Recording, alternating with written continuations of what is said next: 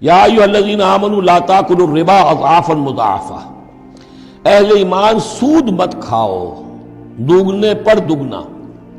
یہ جو compound interest ہے، بڑھتا چڑھتا رہتا ہے،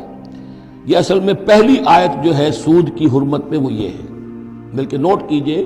جیسا کہ میں نے نوٹ کرا دیا تھا کل آپ کو، سب سے پہلے ایک مکی صورت میں سورہ روم میں بات آ گئی تھی، ما آتیتم من ربا لیربو فی اموال الناس فلا یربو عند اللہ وما آتیتم من زکاۃ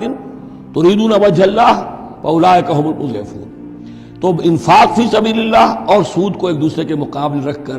جو بھی اس سود کے اندر جو قباحت اور شناعت تھی وہ واضح کر دی، جیسے کہ شراب اور جوئے کی جو خرابی تھی اس کو سورۃ البقرہ میں بیان کر دیا تھا۔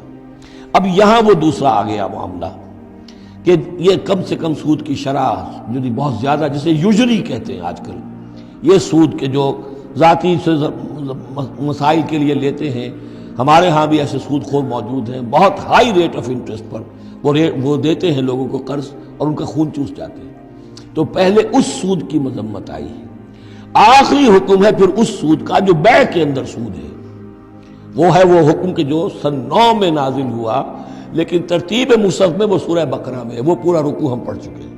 اور اس رکوع کی آخری آیت وہ ہے جو قرآن مجید کی آخری آیت ہے ترتیب نزولی میں، وَاتَّقُوا يَوْمًا تُرْجَعُونَ فِيهِ إِلَى اللَّهِ۔ یہ کیوں یہاں پر آیت آئی ہے؟ اس لیے کہ محسوس ایسا ہوتا ہے کہ وہ جو 35 تیر انداز وہاں سے چھوڑ کر چلے گئے تھے، تو کوئی ان کے تحت الشعور میں مال غنیمت کی کوئی طلب تھی جو نہیں ہونی چاہیے تھی۔ اس حوالے سے کہ سود خوری جو بھی ہے، یہ انسان کے اندر مال سے محبت ایسی پیدا کر دیتی ہے جس کی وجہ سے اس کے کردار کے اندر بڑے بڑے خلا پیدا ہو سکتے ہیں۔